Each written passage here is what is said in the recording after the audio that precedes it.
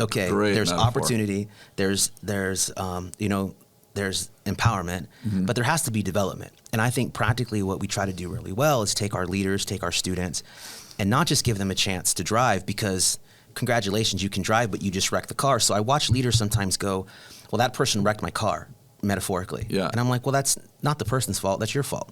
You never taught them how to drive. You just gave them a chance to drive.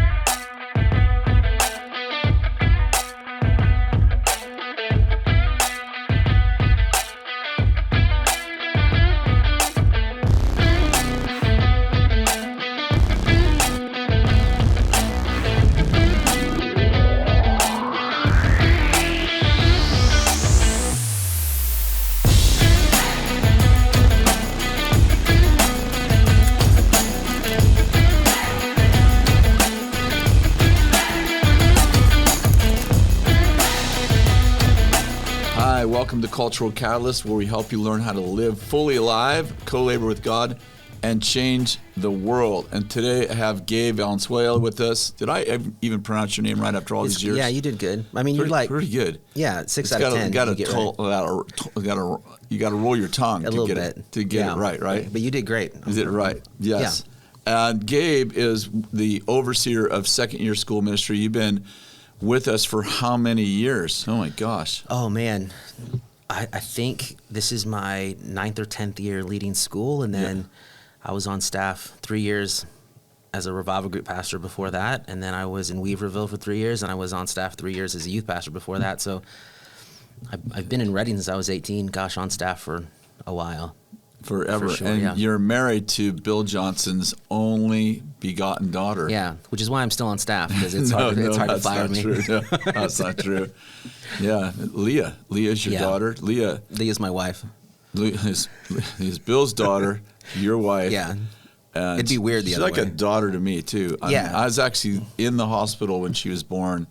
I was there at her birth and known her entire life. Yeah. So I have strong affection for her, so yes, be careful how you treat this woman. We have lots of history. I know you have strong affection for her. Yeah, and actually for you too. Yeah. So you've been doing this a long time on school ministry. What's the thing you love most about school ministry, and how have you seen it like over the last 10 years? Like you actually went to school ministry. I don't know if you said that part, right? No, first year ever. The very first year of school ministry, you were in the graduating class of 37 students. 37 students. Yeah. And they told, like Mark Brooks, who helps lead first year. Yeah.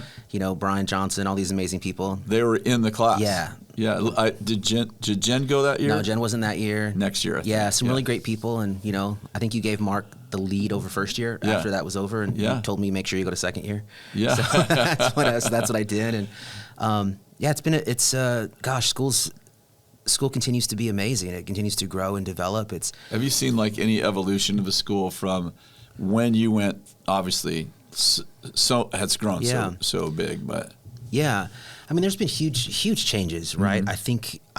I think it was beautiful back then to do that with just that many people. You know? Of course, but very challenging. And for someone who was wired like me, it was every day was rough to be in that room for me. Because you didn't want it, because going to school in general. Going to school, well, yeah, and I mean, we might get into this a little bit later, but I came to school, my background growing up, like loving Jesus for sure, but not always, my life didn't always manifest my love for him in the right way.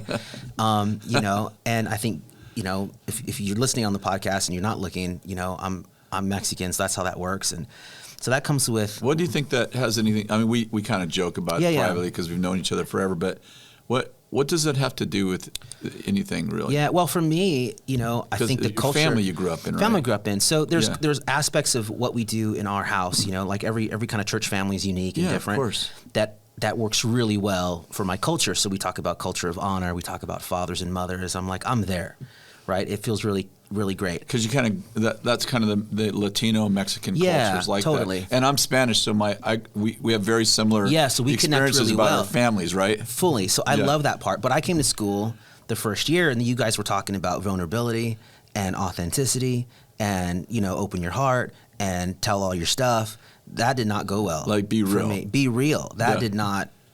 I did not do well with that. I think I grew up in a culture that I love, and I still love, and I value that. And sure. But it's you know, in the unhealthiest places, it's very fear-based and fear-driven and all of that. And you kind of have you have a patriarch, which is kind of beautiful, but the honor kind of flows one way. At least it did in my family. Yeah, that works. And there's parts of that I think are beautiful, and then there's parts that did not serve me well when I came to school, and I have, you know, these moms and dads asking me to be vulnerable, and I'm like, oh, this is not going to be good. This comes with pain. This comes with scary, you know. So it was a challenge for me. Yeah, hide your weakness is basically the way we grew up, right? Yeah. Hide your weakness. For sure. Don't cry. Yeah. I mean, you know, all that stuff. Be a man. Be a man. Be a man. Right. And my dad did really well with that stuff. And be in charge of the house, too. Totally. Yeah. Right? So there's parts of that Leah loves. Yeah. Right? Like, you know, but there's aspects of that in my walk with the Lord that I had to unlearn, and that was a really painful spot to unlearn. Yeah. And it was really painful for me to be around amazing moms and dads for the first time in my life that required that of me, and there was no hiding there, you know. So you do 37 people. I tried. I mean, you know my history. Like I worked really hard to kind of not hide, and my personality, I do people all day, but I'm not really an extrovert. Yeah, you know, I'm pretty introverted. So not only do I hide, I enjoy hiding. It's like a hobby, you know. Sometimes, if I'm not careful, you enjoy being private. Enjoy being private. Yeah. You're not hiding. You're not a guy that's ever hid his sin, but you are a guy that's the last one to speak up unless you're. Yeah, often, and I think the requirement in school is often is you're going to speak up and you're going to take a risk. Yeah. And, man, that was a challenge for me. It was looking back, I would go, man, those are the best 2 years of my life. We didn't have 3 years back then, so the best 2 years of my life, the most growing 2 years. But in the moment, I would say the most painful 2 years of my life. And you know, every day, I tell my students this, and it is true. I would go home every day and I would sit on my couch, and you know, I don't know if I even understood to process the day, but I would shed a few tears and go, Lord, please help me. And then my alarm would go off in the morning, and I would get back up and go to school. And I went to school because I felt like that's what the Lord asked me to do, not because that's what I enjoyed to do. Yeah. You know, but looking back, I'm like, oh, that faithfulness is built in those moments, you know, of not doing what you love, but doing what you should. And so, don't you think that school has had? I mean, I'm listening to your story, and I'm like, yeah, I think the students that come in now have a little bit different experience, even when they're in kind of, I'm an introvert, private person. They do. I was going to say, you know, it's much more pastoral in how we lead students. The grace. The prophetic guy doesn't have much influence over the whole thing. Lead every day, you know. But it is, and I think the staff that we have is we have more of them, right? And so more pastors, more great leaders, you know, than we've ever had in our environment, and who have empathy and compassion is a very much more of our environment now. Yeah, for sure. Yeah, and I think we've gotten better at that. Yeah, and the leaders we gather are just, and we could spend the next half hour talking about who's on the team. You know, they're just phenomenal leaders. So you put all those people in that environment, and I think it does make for a better environment. Easier transformation for people, I'd say, for sure. Right? Yeah, and that's one of the things you asked in the beginning, like, what do I love about school? It's the transformation component for me. You know, as a pastor, that's what I like to see. So I want to see people from wherever they're starting at to become as you know, as big, if you want to call it that, as much as whatever God created in them to be. You know, I only have them for 9 months, basically. In second year. Yeah. You know, we have them for three years if you do all of school. And to watch the students go from first year to third year, for me, that's the highlight. We just got done with missions. You know, the testimonies out of missions are unreal. Blind eyes open, tumor the size of a grapefruit on a man's neck disappeared completely. Yeah, as they were praying. A guy with a tumor the size of a watermelon in his stomach in a prison. Oh, yeah. Went completely gone, cancer completely gone. Yeah. We even did online missions, right? Yeah. And blind eyes opening online and, you know, all kinds of crazy stuff. That stuff for me to watch. Now, I love telling testimonies about things I've done, but if I'm really honest, watching the students who you can see in first year may become passionate but a little scared or a little nervous, and I've never prophesied. A little? A lot, some of them. And to watch their progression, for me, is the highlight. That's the thing that I really love and value, you know. And there's nothing like that. And to watch, you know, to watch them over the last, like they just got back, so over the last week to share testimonies of what the Lord did. Gosh, it's incredible to me. So you are one of our 2 or 3 lead pastors in our entire environment. You're the leader of second year, but you're probably the best, or one of the 2 or 3 best at actually creating a culture that does bring out the best in people. Well, thank you. I'll take it. Well, it's true. Yeah. It's true. I mean, you're famous in our culture for that. What does it take? You know, moms and dads are going to be watching this, not just school people. Like, what does it take to actually create a culture that brings out the best in people, still is confrontive, and moves people? Well, we'll call it discipleship, the real discipleship, and moves people towards their God-given purpose and destiny, and prepares them for it. Like, what's the synopsis of that? Like, how does that? Well, how does that work? I mean, really practically for me, it boils down to a few things, right? It's my belief in people that is vital, and it's a belief that's demonstrated. It's not just talked about behind the scenes. It's how you demonstrate that as a leader to the people that you're leading. In that belief, there's a process of empowerment that, and most people would know that piece, right? That's a kind of a key word. We empower people. There's a step further. Well, at least they call it empowerment. They call it empowerment, right? Exactly. And we can talk about that, but you know, there's a step beyond empowerment called development that is the most challenging step, to be fair. So when I explain it to students, like in my environment, we talk about it and we say, you know, my kid's learning to drive, right?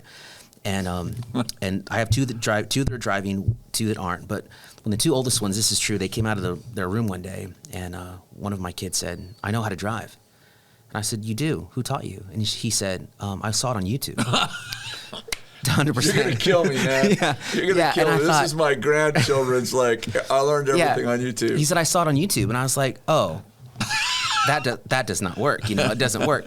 Well, we have a culture of leaders who go, "I saw it on YouTube," or "I saw someone do it, and therefore I think I know how to do it because I saw someone do it." It's just not true, right? Yeah. So what I begin to do is my kids play basketball like most kids, and the hoops in the driveway, and so empowerment really is going, look, okay, I'm going to give you, well, first is opportunity, right? I'm going to give you an opportunity to back the car out of the driveway and park it in the street. But you got to ask me to take the keys. You can't just take it. So that's opportunity. So leaders, step one is leaders create opportunity for their people to do stuff. Right? After opportunity. Wise opportunity. Wise opportunity, right? Well, now that I know he can back the car out, now I empower him, which means this. You can take the keys whenever you want, but all you can do is back the car out and park it in the street. Well, my kids would tell you, after they did that for a while, they would be like, "I know how to drive because I can back a car out." You know, it's just not accurate. And so, but I watch a lot of leaders, pastors, people that lead people, and go, "Well, I create opportunity." And I'm like, well, all your people really know how to do is back a car out and park it in the street. They can't drive yet. Because learning to drive, it takes development. And when my kid got their learner's permit, I drove to the church at night, because it's a big parking lot. No drive. And we would drive circles. Oh, there you go. Because he had stick shift. Now we're going forward. It's stick shift. Stick shift, right? That was my kid's first car. It was a stick shift. Yeah. So the spiritual deliverance. 100%. And so I would sit in his car, break my neck, right, as he tried to figure out first gear, you know, and we would do that, you know, three days in a row, and then I would take him around my neighborhood, and then I would drive on the freeway, but that development piece cost me something. Yeah, he's doing the driving, right? You're doing the. I'm doing the sitting. Doing the sweating. Right. Yeah. Now initially I would sit in the driver's seat and show him how to work the clutch because I know how to drive a stick. You know, I did the miracle. If you don't, Bethel's on a hill. So you know the miracle piece is you get on the hill and you make the car stop with just the clutch and the gas. Right. And your kids are in awe. Right. Wow, you're not rolling backwards. And then they try it and you almost wreck down the bottom of the hill. Before they can get the clutch all the way up. Yeah, totally. But that for me is a great example of there's metaphor. Opportunity, there's empowerment, but there has to be development. And I think practically what we try to do really well is take our leaders, take our students, and not just give them a chance to drive because congratulations, you can drive, but you just wrecked the car. So I watch leaders sometimes go, well, that person wrecked my car, metaphorically. And I'm like, well, that's not the person's fault, that's your fault. You never taught them how to drive. You just gave them a chance to drive. Or they just watched the YouTube channel. They just watched the YouTube channel. Told them about how wonderful driving is. Yeah, and 10 points about totally what driving's about. Yeah, and what happens is the pastor on occasion or the other leader will randomly produce by accident someone who knows how to drive. They'll produce a race car driver. Yeah, or who maybe learned somewhere else. Who learned somewhere else, or had enough something internally to develop themselves. That's such a and leaders take credit for it, right? Yeah. And they go, look what I created. And I'm like, you didn't create junk. That guy, that woman, that person learned to drive on their own. So I was thinking of story after story like that. Yeah, and so when we talk about creating a culture, Johnny's my disciple. 100. But actually, Johnny was someone else's disciple. Yeah, but you take the credit for it. You know what I'm saying? I like doing that, actually. Yeah, it works. Yeah. You know, and a lot of cultures do that. Yeah. And I think if we're talking about creating actually a place where people grow to be something, you want to create good drivers, so to speak, metaphorically, it's going to cost you something as a leader. You're going to get out there and break your neck and sit in the passenger seat, and you're going to drive around town when you don't want to. Pray a lot. Pray a lot, and your kids are going to go, hey, take me driving. And you don't want to, but you're going to get up and go. And that piece for me is the most valuable piece, the development side of what we do in people. You know, it's not accidental. We don't accidentally get great leaders. We're actively trying to produce the people that we're trying to produce in our environment. You know, and it's not brain surgery and rocket science. No. I mean, training people is not brain surgery and rocket science, really. No, it's really about effort and being what's the word I'm looking for? Like persistent, like doing it. It is. That's not the word I'm looking for, but no, it is about that. And I do think, you know, like you being very prophetic, right? So it helps you to create a culture where people learn to be prophetic because you are prophetic, right? Yeah. It helps me as a pastor to create a culture where people care about people and develop people because that's what I do. Yeah, so pastors. So that plays into it. But I think there's often like a misnomer really going, I have to be good at this to create other people that are good at this. And it's just not true. Like, so I would say that I'm a pastor. So in that context, my job is to take sheep, if I can put it in that way, as a shepherd, grow them, develop them, raise them. But in my school, I'm producing sheep that are called to be prophets and evangelists and pastors and teachers and apostles. I'm not just creating other pastors. Yeah. It's not what we do. Even though you yourself are a pastor. I'm a pastor, right? Yeah. So, you know, it's like Tiger Woods has a golf coach. Yeah. I doubt that golf coach plays as good as Tiger. Yeah. I don't think he does, right? But if you're called to actually grow and develop people, then you'll put in the work to work on someone else's game, if I can put it in those terms, as much as you will to work on yours. And so we create a lot of, our culture is geared around creating a lot of opportunity with feedback to get the results that we want, you know, in the environment. I was thinking about a scripture that actually validates what you're saying is Philip, the only named evangelist in the Bible. He had 4 daughters, but they were prophetesses. Yeah. He's an evangelist, but he gave birth to prophetesses. Yeah. Which is, if you look at our culture, one thing I love about it is we all don't look the same. Yeah. Right? I mean, you and Bill are different. Me and you are different. Yeah. You know, if you know Dan Fairley, who's in our culture, different than everybody else, you know? Totally. I love that.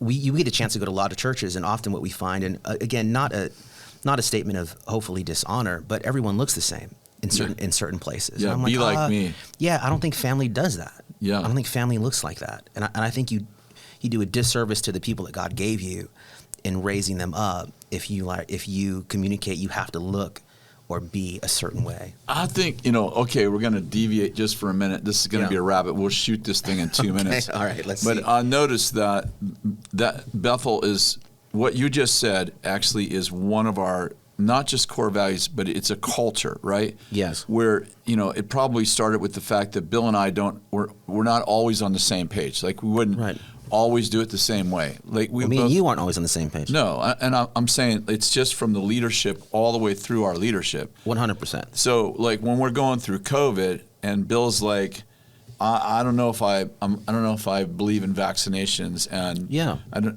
I don't really want to wear a mask, but he did. But I'm saying he was kind of over there, right? I'm not sure this helps, and I'm not sure this might feel like a government overreach to me, and I'm over here like, well, it might be a government overreach, but it feels like the government's trying to stop a virus. Let's take a vaccination. and people are like, tell us what to do. And it's like, that's not really our style, right? It isn't our style. And it's challenging to live in. Like, I want to be clear about that. Yeah. It's beautiful and wonderful. But the reason I think a lot of people don't do it, it's flipping hard. Yeah. Right? It's to as Danny talks about, to keep your love on in the middle of disagreement, to actually have a culture that's okay with thinking different. You know? Yeah. Like, I lead students who think uniquely different. We have a ton of international students, as you know. Yeah. We're talking about Trump and Biden. They can't even figure that out. They come from China and from different places. All kind of Africa and all these places that have completely different governments. Totally. Some of them have monarchs. Some of them have, whatever, right? Yeah, it's so they different. Can't even figure Americans out. No, yeah, it's tough. Yeah. I think that's one of the beautiful parts of our environment, of our culture, of our movement. It's also one of the hardest parts of what we do. Yeah. Because it means you have to actually work to stay connected. You have to actually love people. 100%. Who you may not fully agree with. Yeah. Well, you probably don't fully agree with, because we tend to not attract Republicans or Democrats or vax people or non-vax people or whatever your trip is, right? Whatever your gig is, you come to our church and people are attracted to the kingdom.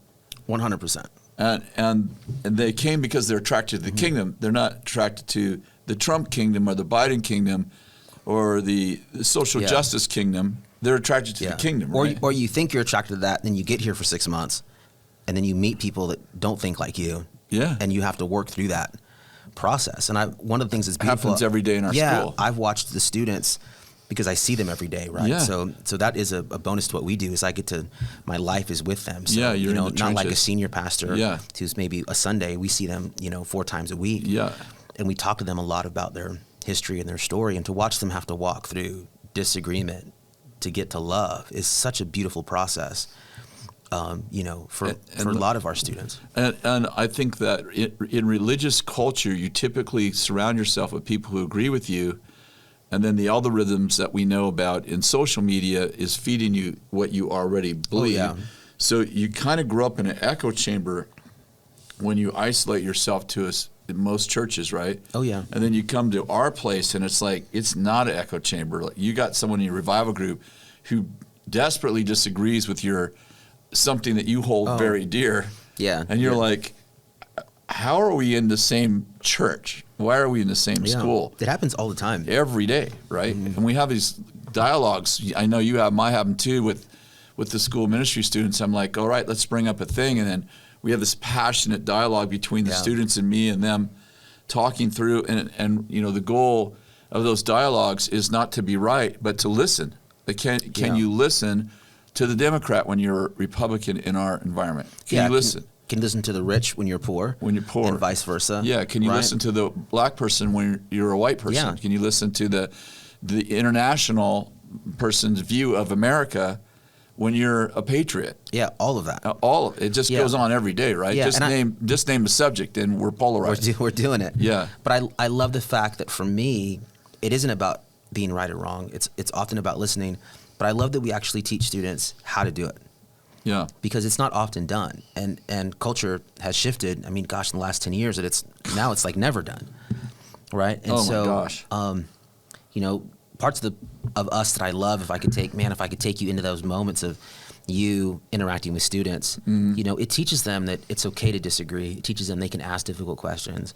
It teaches them that fathers aren't scary, that mothers aren't scary, that we can have healthy conflict. Yeah. That we can love in the middle of disagreement. I think it's just a beautiful thing that we do. And it really is the being Christlike for me, looking at Jesus, interacting with a whole bunch of people that didn't think like him, that didn't do what he did, all the sinners, all the people of that day. I'm like, gosh, Jesus would get thrown out of most places today, I mean, even with his disciples, Yeah. I mean, I look at the interaction with them. I mean, not just his, religious enemies like the Pharisees and the scribes, but even his own dudes. Like he's got a constant problem with them. Yeah, and they fight. They're fighting each other and they're fighting him. And he's saying things like, "What spirit are you of?" That kind of thing. Like,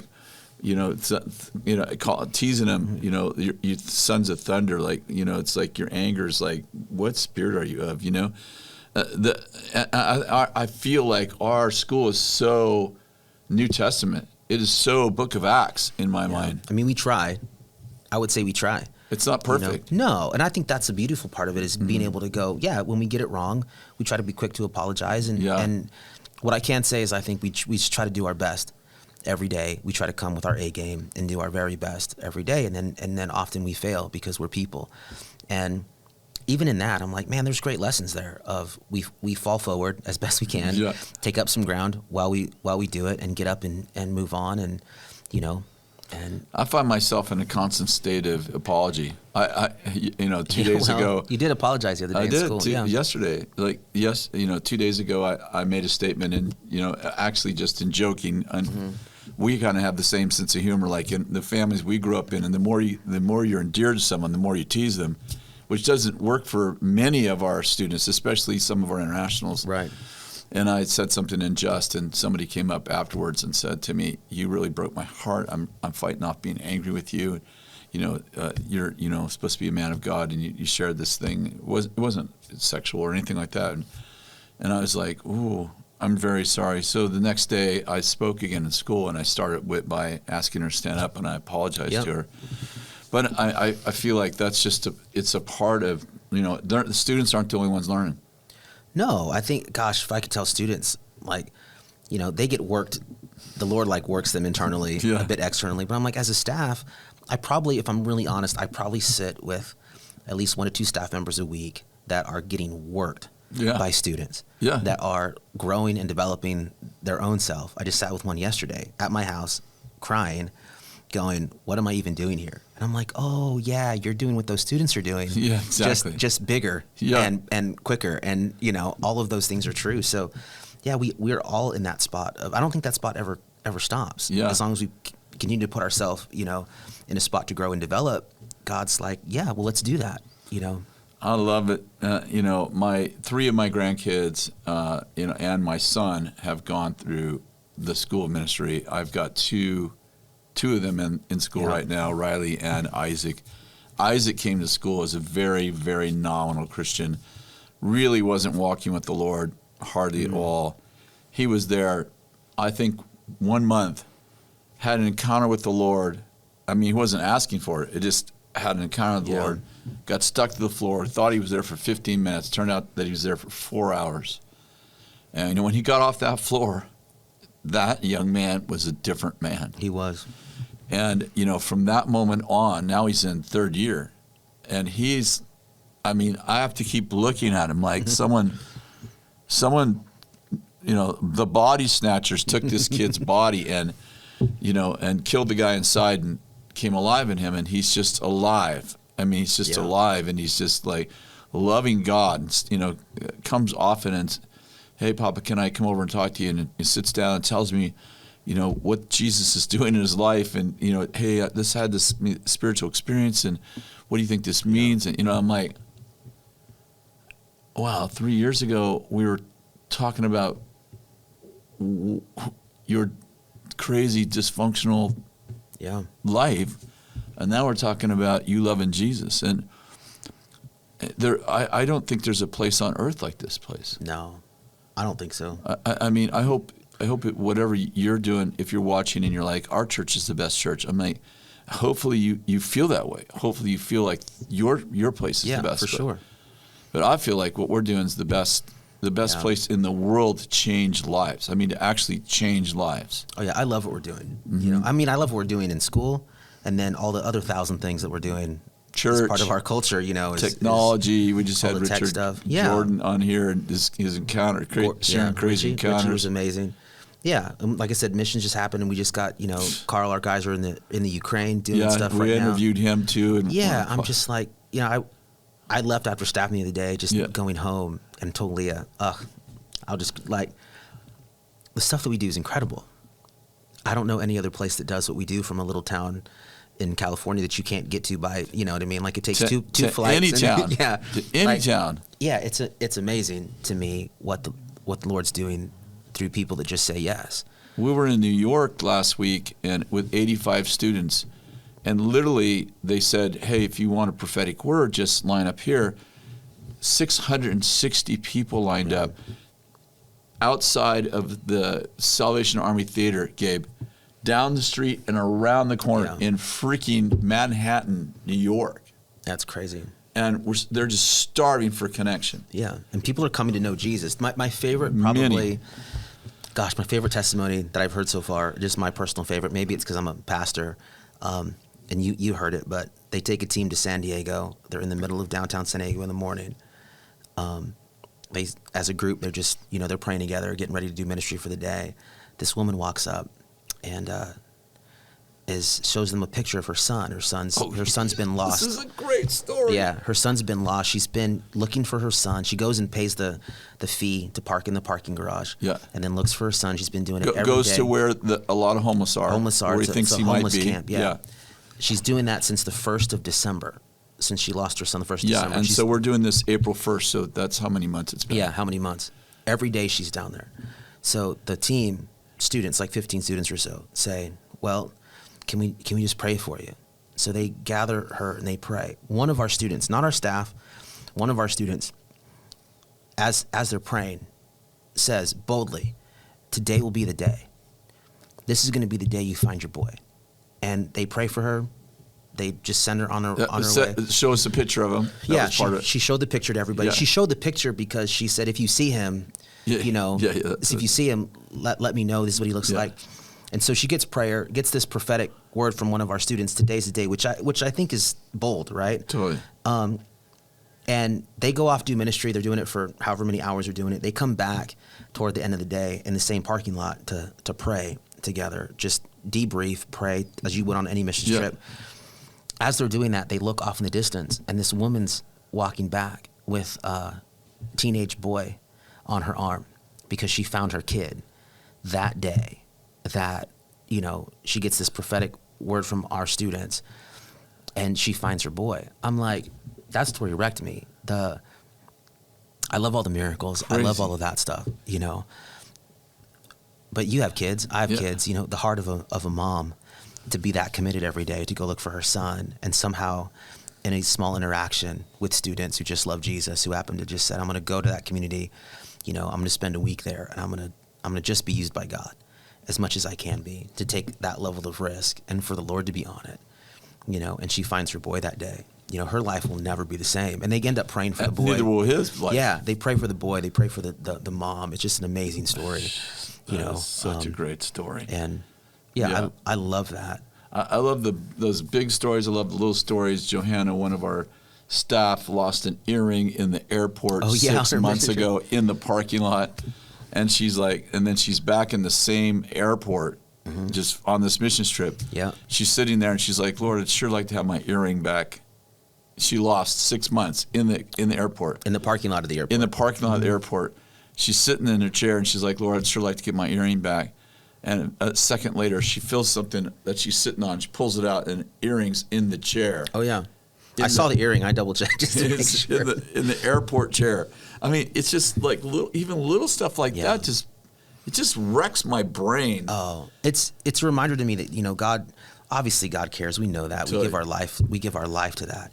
But God cares about the little stuff. And I love this week for me too, and for our students, because it's just you just put yourself out there a little bit, and God just needs just a little bit to work with. Little risk. You know what I mean? Just a little risk, and the way he shows up is just incredible.